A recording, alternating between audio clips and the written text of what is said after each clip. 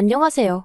짧다면 짧고 길다면 긴 결혼 생활을 뒤로한 제 남편과 이혼한 30대 여성입니다.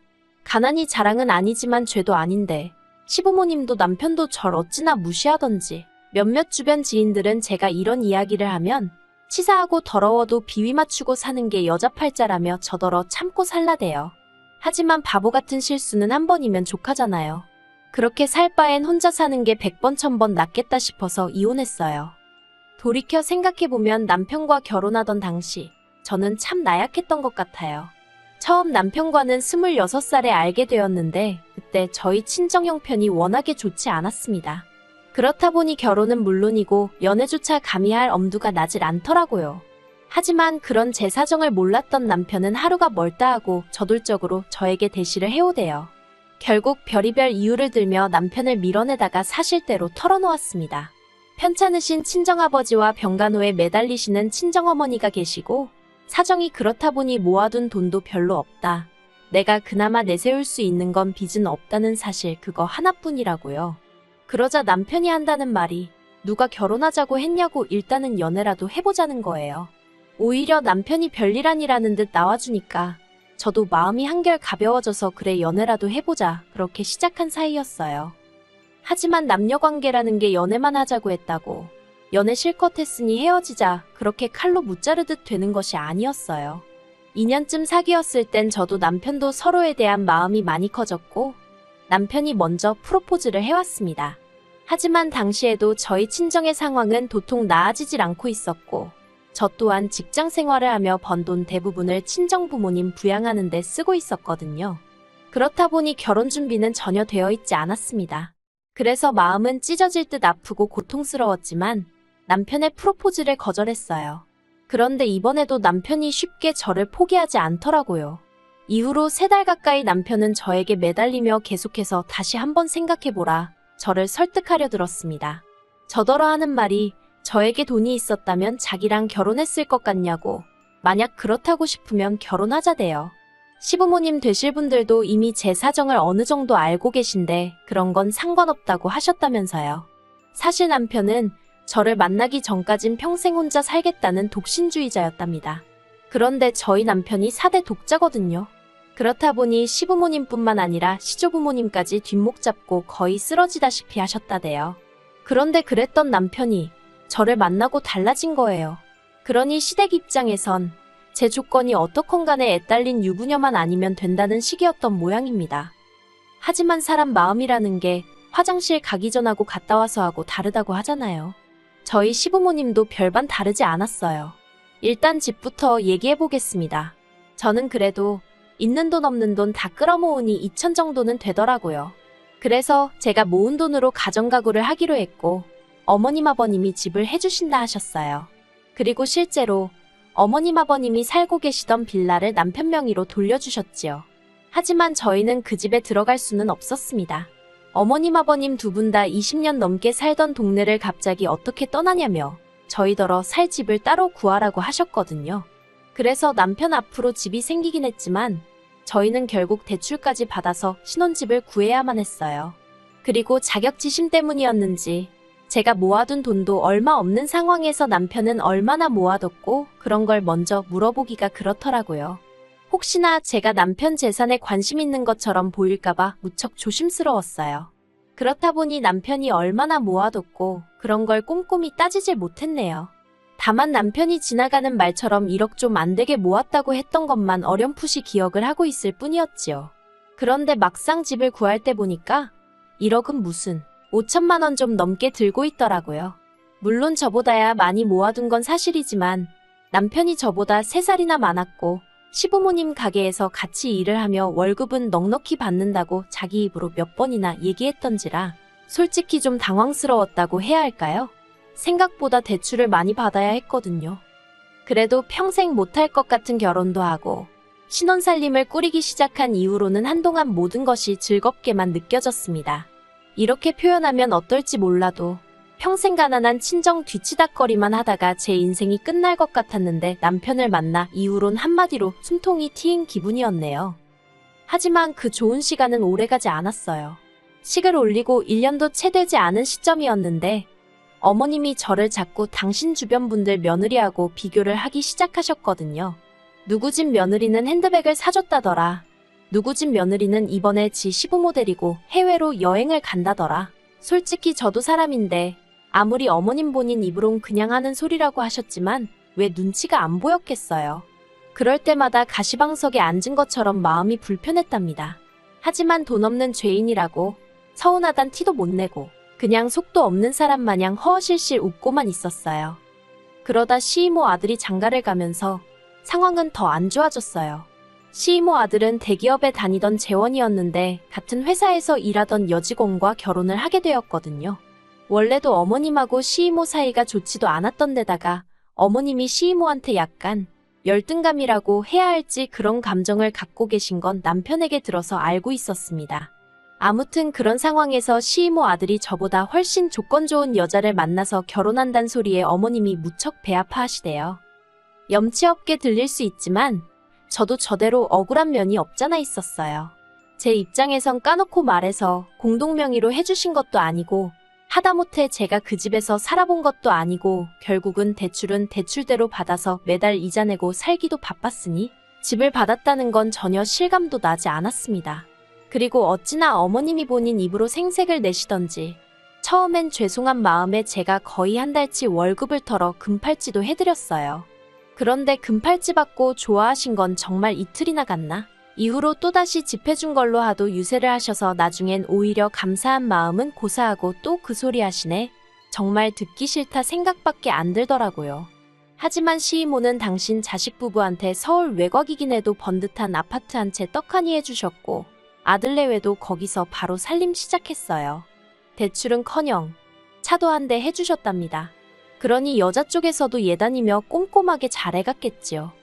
그런데 어머님은 그런 전후사정은 다 빼놓고 당신 아들이 뭐가 못나서 그런 여자를 못 만나고 저를 만난 건지 모르겠다며 속상하다 소리를 당신 주변 분들한테 어지간히 하고 다니셨더라고요. 하다못해 동네 미용실 주인도 이런 전후사정을 다 알고 있었으니까요. 그래서 남편을 붙잡고 하소연을 했어요. 없는 집 딸인 거 알면서도 괜찮다고 하셔놓고 이제 와서 왜 이렇게 사람을 힘들게 하시는지 모르겠다. 그런데 남편이 보인 반응은 더 충격적이었습니다. 자기도 주변에 장가 잘 간 남자들 보면 부럽대요. 누군 처가에서 가게도 차려주고 골프장 회원권도 끊어주더라면서. 그런 말까지 들으니 정말 남편 하나 믿고 시집온 제 자신이 바보멍청이 같고 이제 이 집에서 믿을 사람 하나 없다는 생각에 그러면 내가 뭐하러 버티고 있나 싶대요. 어머님이고 남편이고 다 똑같은 사람들이란 생각에 한마디 말도 더 섞고 싶지 않았고요. 그리고 솔직히 당장이라도 이혼하자 소리를 하고 싶은 심정이 굴뚝 같았습니다만 그러면 제 꼴만 우스워질 것 같은 거예요. 그래서 유치하지만 어떻게든 보란듯이 성공해서 후회하게 만들어주고 그 다음에 남편이고 시부모님이고 보기 좋게 차버려야겠다는 생각을 했어요. 저는 고민 끝에 친정어머니께 손을 벌렸습니다. 참고로 친정부모님께 재산이라곤 두 분이 살고 계신 집 한 채가 전부였고 어느 누구보다 그 사실을 잘 알고 있었기 때문에 정말 죄송한 마음이었어요. 그래도 친정어머닌 줄곧 제가 시어머니한테 인정받지 못하는 이유가 다 당신 때문이라 생각하셨기에 제 부탁을 두말 않고 들어주시대요. 집을 담보로 대출 5천만 원을 받아주셨거든요. 그리고 저는 그 돈으로 작은 사업을 시작했습니다. 원래 다니던 직장은 출판사였고 거기서 편집일을 담당했었는데 일을 하면서 언젠가 기회가 되면 도전해볼 요량으로 제 나름대로 사업 아이템을 구상해 놓은 게 있었거든요. 그리고 그때부터 하루에 4시간도 못 자가면서 일을 해나갔어요. 남편은 제가 사업을 한다는 걸 우습게 생각했기에 직장을 관두는 걸 반대하더라고요. 아예 자기 등골에 빨대를 꼽기로 작정을 한 거냐는 막말도 서슴지 않으면서 말이에요. 그래서 결국 직장은 직장대로 계속 다니고 대신 출근 전 출근 후에 사업에 시간을 써야만 했습니다. 뿐만 아니라 집안일도 조금이라도 밀렸다 싶으면 허파에 바람 들었다며 어머님까지 단박에 쫓아오셨기에 정말이지 어느 것 하나 배려받지 못했고 도움도 받지 못하며 그저 악으로 깡으로 버텨야 했어요. 그리고 그렇게 해가 바뀌고 1년 넘는 시간이 흘렀을 무렵이었습니다. 옛말에 하늘은 스스로 돕는 자를 돕는다더니 그 말이 맞더라고요. 이제 더는 못 버티겠다고 생각하던 시기에 생각지도 못한 기회가 찾아왔어요. 당시 저는 앞으로 딱 20곳의 회사만 더 만나보겠다. 그리고 그 중에 아무도 내 회사에 투자해주지 않겠다고 하면 더는 미련 갖지 않고 사업을 접겠다고 작정을 한 상황이었습니다. 그런데 7번째로 만난 회사에서 투자를 하겠다고 연락을 해왔대요. 당시 20곳의 회사들 중 절반하고만 미팅을 가진 상황이었는데 말이지요. 이후로 제 회사는 무려 3곳의 대기업으로부터 투자를 받게 되었습니다. 꿈인지 현실인지 얼떨떨한 상황에서 하루가 다르게 회사가 성장해 나가기 시작했어요. 그리고는 심지어 언론의 주목을 받고 대한민국을 대표하는 상도 받게 되었네요. 제가 무슨 사업을 하는지 정확히 말씀드리긴 어려워요. 워낙 국내에서 드문 사업 모델이다 보니 아직 여러 가지로 조심스러워서요. 그리고 마침내 남편과 이혼을 결심했던 날이었습니다. 어머님, 아버님 그리고 남편까지 집으로 모이라 했어요. 할 이야기가 있다고요. 그때도 저희 시부모님이나 남편 다들 제가 무슨 사업을 하는지 관심도 없었고 제대로 알지도 못하는 상황이었지요. 그런 사람들을 모아놓고는 제 회사가 나온 잡지와 신문들을 들이밀었습니다. 처음엔 황당해하던 시부모님도 남편도 이내 꼼꼼히 내용을 읽어보기 시작하더니 금세 태도를 달리하더라고요. 특히 어머님이 보이신 반응은 가관이었습니다. 당장 좀 전까지도 차려놓은 것도 없으면서 시부모를 오라가라 하느냐고 있는 대로 짜증을 내셔놓고는 대뜸 저더러 그동안 고생 많이 했겠다며 수고했다 하시는 게 아니겠어요? 아버님도 언젠가 제가 사고 한번 제대로 칠 줄 알았다면서 잡지며 신문기사를 당신 핸드폰으로 찍으시고 지인한테 전화하시고 그리고 무엇보다 남편이 보인 반응은 어이가 없었어요. 그러면 이제 자기는 뭘 하면 되냐는 거예요. 자기가 대표를 하고 저더러 경영을 하면 되겠다면서 제가 황당해서 당신이 왜 대표를 하냐고 물었더니 원래 사업 같은 건 대표가 남자라고 해야 사람들이 신뢰를 갖는다나요. 어이가 없어서 그럴 일은 없을 거라고 딱 잘라 말했습니다.